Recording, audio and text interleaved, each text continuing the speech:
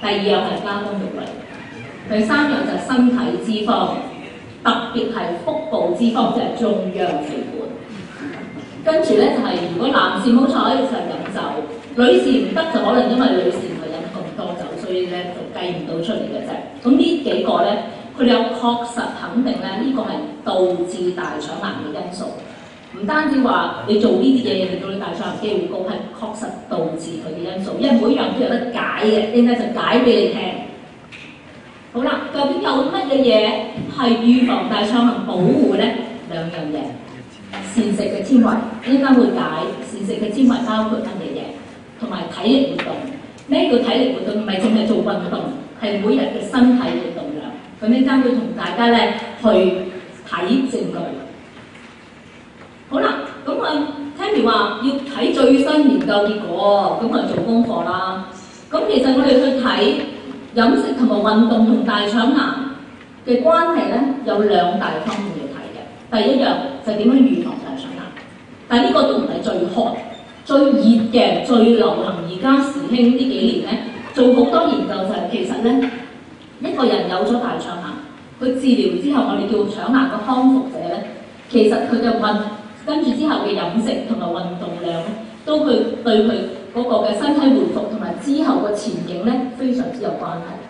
咁所以我今日同你去講飲食同運動，唔係淨係講預防大腸癌，我仲俾最新鮮熱辣嘅研究你睇咧，就係大腸癌康復者喺呢啲情況裏面點解都要注意，而注意嘅時候有咩嘅好處。首先睇預防大腸癌先啦。咁其實預防大腸癌咧，我哋睇咧，我今日會 po 少少外國，特別外國研究，講一啲關於香港嘅研究，等你覺得唔係鬼佬先關，唔關我事，唔係嘅，關你事。咁其實外國嘅研究咧，點解我哋有好多嘅非常之有份量嘅研究，就主要咧有以下我講嘅3個嘅研究，有2個咧係美國做嘅，有1個係歐洲做。呢啲研究都係好大型嘅研究，啱俾啲number嚟睇就知㗎啦。第一個咧就叫醫療工作者跟進研究 （Health Professional Follow-up Study）。呢個咧就主要睇男士嘅，其實即係一班嘅醫療工作者，就係醫生跟住佢哋10幾年，睇下佢哋咧一開始嘅時候問晒佢哋嘅生活習慣、活動習慣，一路咧年年係咁跟佢，到上咧就俾翻啲問卷去問。過咗10幾年嘅就一路出報告，睇下佢哋咧患慢性病，包括癌症嘅機會。咁呢個咧係一個最重要嘅研究。跟住第2個相應嘅研究喺美國咧就係一個護士健康研究 Nurses Health Study。你知護士大部分都係女士，咁所以呢個研究咧就係睇女士。咁所以你好彩睇到呢，有啲係專係男士，有啲專係女士。而喺歐洲咧就有一個叫做歐洲癌症同埋營養前瞻性研究 EPIC Study。呢個咧就係歐洲咧相同，好似美國呢2個研究咁樣，亦都係咁樣長期跟蹤。當你跟咗呢啲人10幾年嘅時候，而你開始嘅時候佢哋完全冇慢性病冇 cancer 嘅，你一早睇咗佢哋嘅生活習慣，而一路睇到跟佢生活習慣有冇改變，然之後佢一路出病嘅時候咧，比較一啲有病同埋冇病嘅咧，呢個咁樣嘅長期跟蹤研究咧就非常之咧喺我哋嘅科學上面咧就非常合科學化嘅，可以睇得到呢啲嘅經驗，睇下佢哋究竟有啲乜嘢嘅食物、飲食同埋體力即係健康活動嘅因素咧，引致佢哋會有慢性病。好啦，一開始咧我就只係講少少 ，OK， 好大體咁做一個總結，然之後先逐樣搣開嚟睇啦。咁其實睇晒呢啲咁嘅最新研究嘅時候咧，我哋就發覺專家科學家就認為，其實飲食同埋生活模式嘅改善咧，能夠大減低一個人患大腸癌嘅風險。咁你話何醫生即係減幾多啊？咁其實睇男士嗰個醫療工作者研究就係話過咧，其實70%嘅結腸癌都可以由你改善你嘅飲食習慣同埋生活模式咧，可以預防嘅。而喺個護士健康研究就發覺咧，佢將啲人分為一啲高危嘅生活方式，應該冇提嘅，低危嘅生活方式就發覺高危生活方式者咧，佢患大腸癌危機咧，比起低危者高4倍咁多嘅。咁咧特別而家就算喺西方我哋研究就發覺，原來西方嘅生活模式咧係高危嘅。點解會提咩叫西方生活模式？好啦，咁呢個咧就個護士健康研究你見到啦，呢條咁嘅死線咧、實線咧就係高危嘅生活因素。中間呢條咧咧就係中危，下邊嗰個咧就係低危。你就發覺打橫呢條就係年齡啦，上面呢個就患癌症嘅病發率，你就會見到㗎啦。無論邊一個年紀，低危嘅生活嘅模式咧，都係咧患腸癌嘅機會比高危嘅咧係低嘅。而你發覺人越大咧，年紀越大咧，嗰個分別就越爭得越遠。即係話，如果你年紀越大，如果你一路嘅生活模式都係健康嘅話，你患腸癌嘅機會自然就會低好多。生活模式係高危嘅咧，你就係嗰啲時間就發晒出嚟㗎啦。好啦，逐樣去睇乜嘢係高危同低危嘅生活模式，同埋有啲乜嘢嘢你係可以做嘅。頭先提過啦，確實引致大腸癌嘅原因係紅肉同埋加工肉類。咁我話何醫生咩叫紅肉啊？我諗你都可能知嘅，牛肉啦、豬肉啦、羊肉啦，同埋小羊肉。唔好彩，香港人最中意食嘅豬肉或者食得最多嘅豬肉都係咁。加工肉類係咩呀？所有嗰啲肉類，你經過醃製、風乾或者係即係用鹽嚟到去保護佢，或者嗰啲咧都係我哋都係叫佢做加工肉類。火腿啦、煙肉啦、午餐肉啦、罐頭嘅鹹牛嘅話，就算唔係罐頭，就咁鹹牛肉啦。分咗嘅牛肉或者無論分咗嘅肉類啦，香腸、漢堡扒呢啲我哋都叫加工肉類，即係你只要風乾、鹽醃或者加一啲嘅燻煙啊之類咁樣嘅時候咧，呢個已經叫加工肉類啦。咁喺個醫療工作者嘅跟進研究嗰度，男士咧就發覺，如果佢哋問啲人，有啲人一個禮拜咧有5次咧用紅肉嚟做主菜嘅，你知鬼佬食嘅一嚿嚿嘅餐餐啦。如果你有5餐，有一個禮拜有5餐用紅肉做主菜，而比較嗰啲一個月1次先食紅肉嘅咧，呢啲成日食紅肉嘅人咧，佢哋患腸癌症危機係高出3倍。咁而世界癌症研究基金會亦都做到佢嘅系統性回顧。我頭先講就更新報告咧，就係基於系統性嘅研究就話，如果你每一日食每100克嘅紅肉嘅進食量咧，就比你完全唔食咧，增加大腸癌風險17%。如果你每日食50克加工肉類咧，你就會比唔食嘅人咧增加風險18%。而點解佢哋有一樣嘢好決定佢哋係引致大腸癌嘅原因，就係佢哋發覺咧，比較嗰啲人，你越食得多紅肉，越食得多加工肉類咧，你個風險咧就隨機而增加。我哋叫 dose-response relationship， 即係之間咧有劑藥同埋你嗰個效果嘅正比嘅。咁嘅時候咧，呢樣嘢就係引致嗰樣嘢。咁你見到啦，都舉咗啲例啦，唔使講啦，唔使講咩肉啦，你見到嚇。咁所以咧，呢啲就係紅肉同埋加工肉類。咁呢個何醫生點解啊？解釋俾你聽啊！嗱，紅肉有啲咩嘢？當你食咗，你身體有乜嘢啊？我唔知你知唔知咧？你身體上面咧會分泌胰島素嘅 ，OK， 幫你控制血糖。咁而科學家喺近呢10幾年知道咧，你身體裏面如果分泌過高嘅胰島素，或者你嘅身體裏邊咧對於胰島素咧過高之後咧，嗰個分泌失調，你哋個胰島素低對低敏感度咧，呢兩樣嘢咧其實咧就係產生 cancer 嘅主要原因。其中有 cancer 特別受過影響嘅就係腸癌。咁我哋發覺咧，紅肉咧係真係可以刺激人體內增加胰島素嘅分泌。咁而咧，你知道紅肉裏邊咧好多時唔肥唔好食啦，佢係屬於有飽和嘅脂肪。咁你都知道有啲叫做好嘅脂肪，一啲壞嘅脂肪。呢啲飽和脂肪咧就屬於壞嘅脂肪，可以增加你患癌嘅風險，增加你患心血管疾病嘅風險，同埋亦都有膽固醇啦。咁而紅肉裏邊嘅紅色，就因為佢有血紅素，呢個血紅素咧亦都係會有致癌嘅。同埋咧，另外一樣咧就係有胺性嘅致癌物。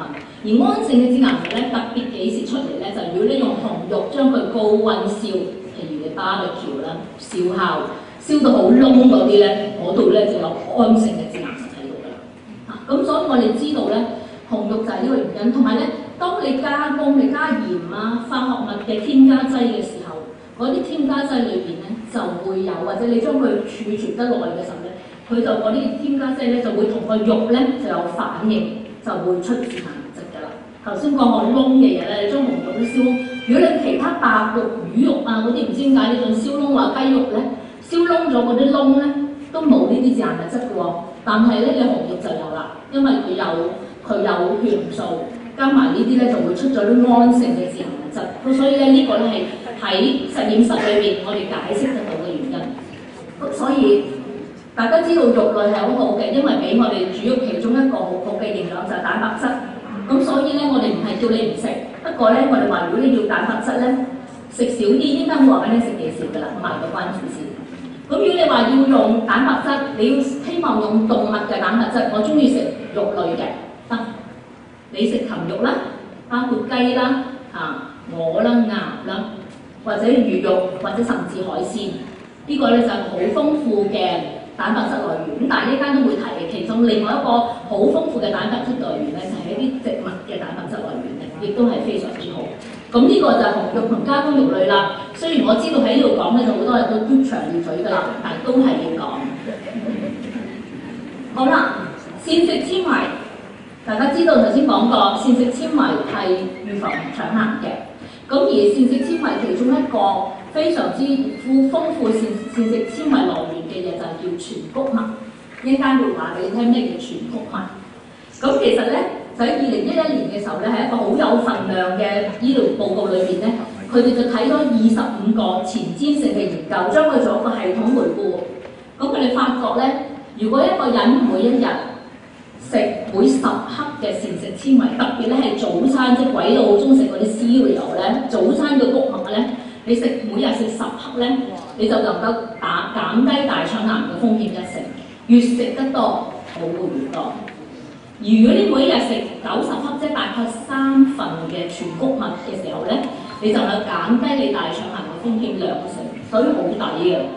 越食得多，亦都話俾你聽，呢個咧亦都係有嗰個嘅 dose-response relationship， 係有嗰個嘅劑量同埋嗰個反應嘅反比啦，正反比就係你越食得多咧，風險就越低嘅。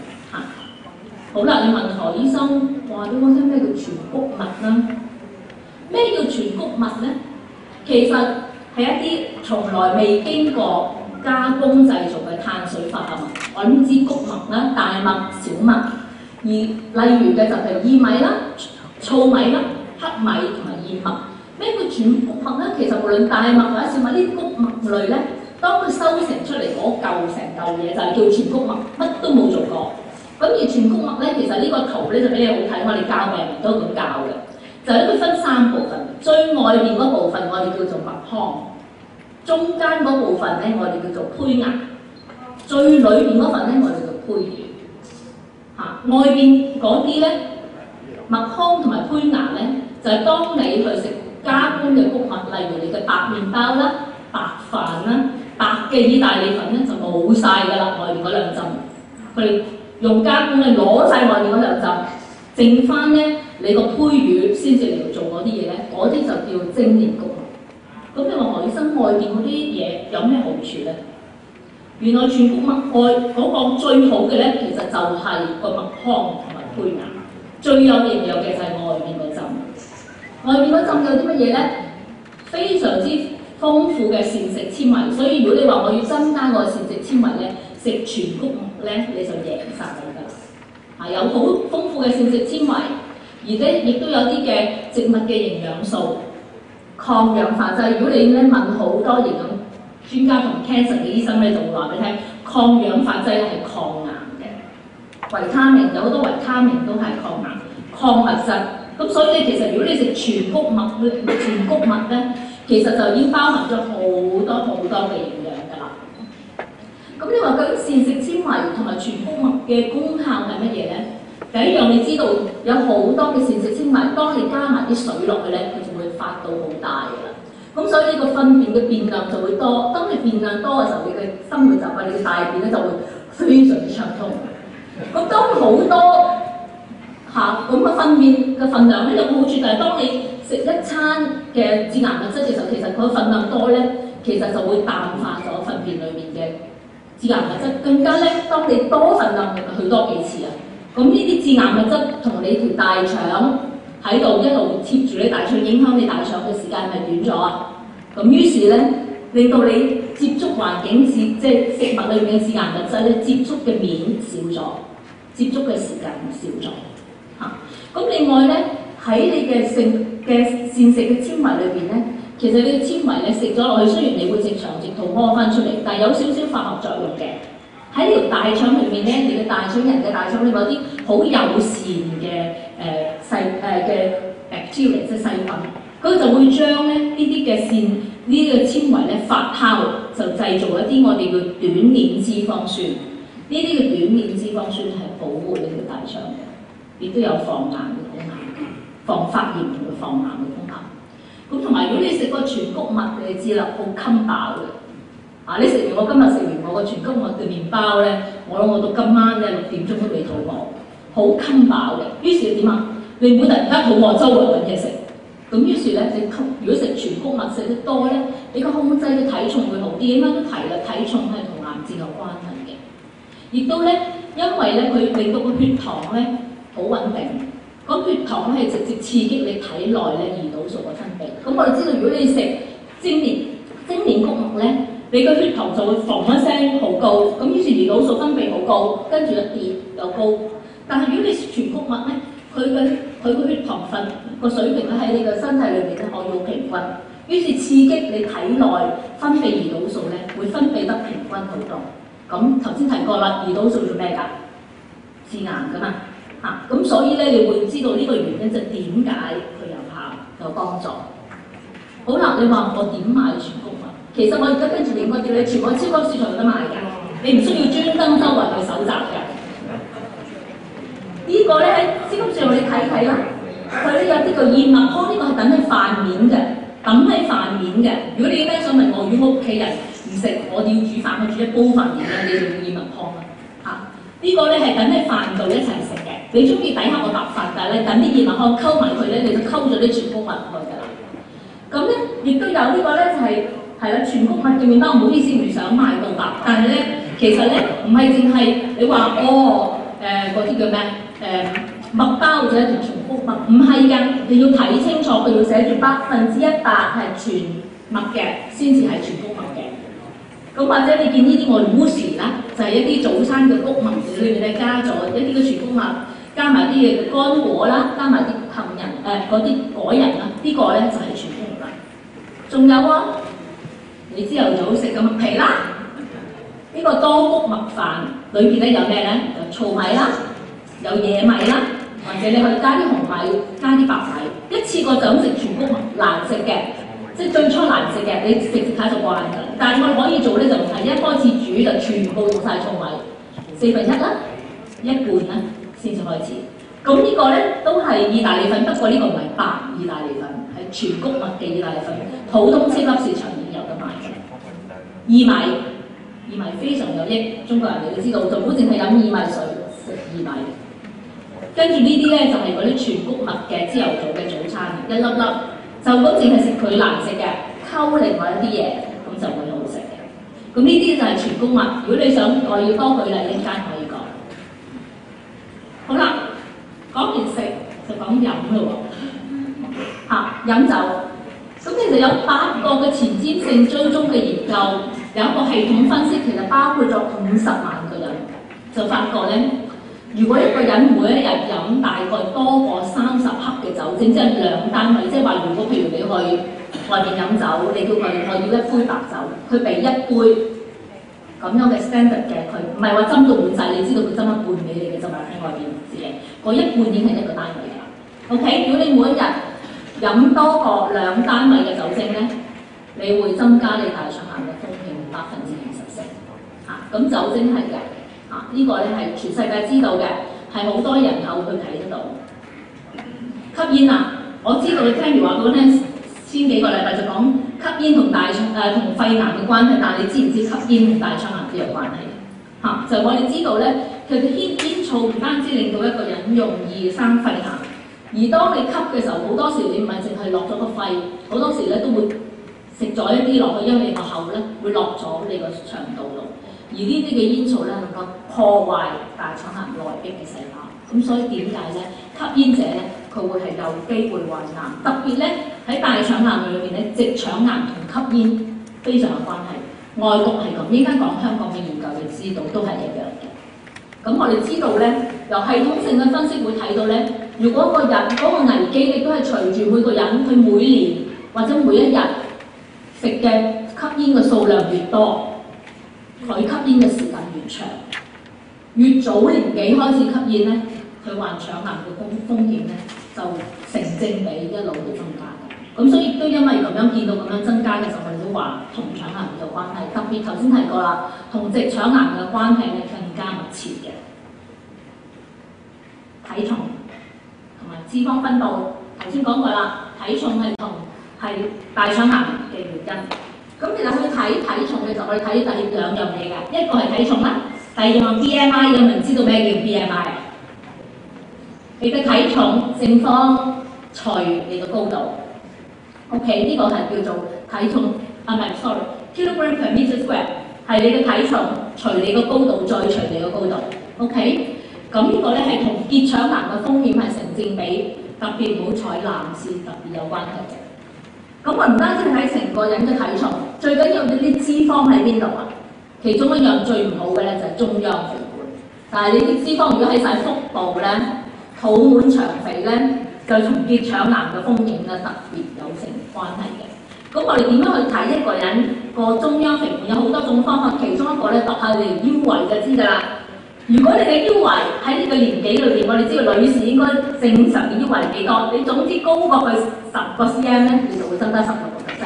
嗱，女士，男士就弊好多㗎，你高10個 cm 咧，就增加1/3嘅風險㗎啦。越高咧，咁風險就越大。咁所以咧呢個咧係知道係有關係嘅。體力活動啦，咁我哋有確實嘅證據咧指出，原來體力活動咧能夠有效減低大腸癌嘅風險。頭先提過醫療工作者跟進研究咧，佢發覺啲最活躍嘅人士咧，佢哋患腸癌比起嗰啲最唔活躍嘅人咧係低成多過1倍嘅。而護士嘅健康研究都發覺，如果佢哋睇見啲人每個禮拜佢哋做30分鐘中等活動，應該會提咩叫中等活動？咁佢比起嗰啲完全唔做運動嘅人咧，佢哋嘅危機腸癌嘅危機係低多過1倍嘅。咁而世界癌症研究基金會嘅系統會就話，你每個禮拜如果你做每75分鐘嘅中等運動咧，你嘅癌症風險係低5%，而越長時間嗰個風險就越低。咁咧，體力活動我點解唔講運動咧？因為唔係淨係你要業餘嘅工作量，而係你工作嘅活動量或者業餘嘅公餘嘅活動量同樣有效。咁所以咧，你話雖然我係體力勞動嘅唔係好好，其實對你嘅身體好好嘅，因為你搏命做嘢。咁但係如果你話唔好彩啊，我做 office 嘅時候，我日日坐喺度，咁你放工之後去做運動啦。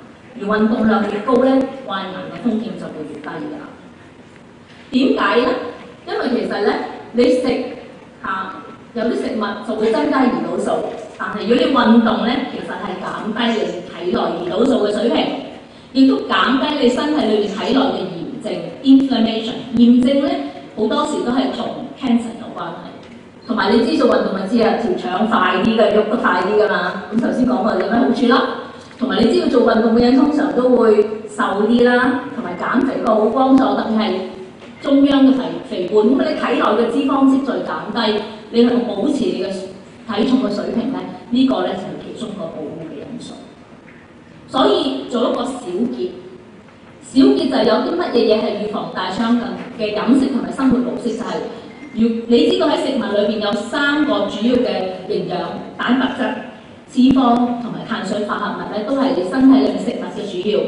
咁就提你咯噃，蛋白質你最好用禽肉啦、魚類啦同埋植物為蛋白質咯。植物有啲咩？豆腐啦、豆類啦，呢啲係非常之富蛋白質嘅嘢。如果你用脂肪咧，就要含不飽和脂肪，例如乜嘢嘢啊？例如一啲植物嘅脂肪啦，譬如植物嘅油啦，譬如橄欖油啦、芥花籽油啦呢啲啦，或者你話屋企動物嘅油咧，三文魚啦、三文魚呢啲咁嘅肥嘅魚咧，咁佢哋咧有嘅咧，深海嘅魚咧，佢嘅脂肪就係不飽和嘅脂肪。OK， 碳水化合物啦，如果要食飯要食麵包，要食意大利粉，食全穀物，唔好食精煉穀物。同埋喺豆類裏邊咧，亦都有碳水化合物，同埋生果都係一個碳水化合物嘅非常之好嘅來源。唔好飲酒，你中意飲唔好吸煙，你中意飲酒得，不過唔好過量。盡量避免體重增加，同埋保持身體合理嘅身體活動水平。呢個就係其中個小撇啦。咁啊，睇睇香港研究啦，因為咧我知道聽唔話要睇下香港，如果唔係你猛咁話外國冇用。咁咧我就同一班嘅醫生咧，就係大概即係好多年啦，10幾年之前1998至2000年嘅時候咧，我做咗個好大型嘅大腸癌危機因素嘅個案對照研究，就比較喺香港822個腸癌患者係4間醫院嘅腸癌患者，對比咧926個咧係相同年紀、相同性別，不過佢哋冇患 cancer 嘅人，佢哋嘅生活習慣。咁咧，我哋知道咧，以下嘅因素其實已經發表咗文章，就係同大腸癌咧有直接嘅關係，所以你唔好話嗰啲證據係外國嘅，唔關我關你事。就久坐同埋唔活躍嘅生活模式，我哋發覺一個人每日咧越坐得多，越瞓得多咧，嗰個患腸癌機會高。OK， 飲食習慣就係如果你食得少嘅生果同蔬菜嘅份量、進食量。如果我哋問嗰啲人飲食習慣，如果你食嘢 OK， 你見到雞咧，你食埋個雞皮嘅；你見到肥肉咧，你見到豬肉，你食埋嗰個肉，個肥肉剔咗佢咧，呢個飲食習慣係增加腸癌嘅。同埋咧，嗰啲腸癌患者中意多過食燒烤嘅紅肉，例如你嘅燒肉啦、叉燒啦、飲酒啦。特別頭先講過啦，直腸癌係同吸煙嘅習慣有關係。咁亦都知道喺嗰度，我都知道大腸癌家族史，尤其咧，如果嗰啲人佢屋企裏邊有患者咧，係50歲之前咧患大腸癌嘅，咁佢哋嘅危機咧更加高。咁所以對於你嚟講就唔好覺得隔靴搔癢，關你事嘅，因為香港咧見到呢啲嘅即係成因咧都同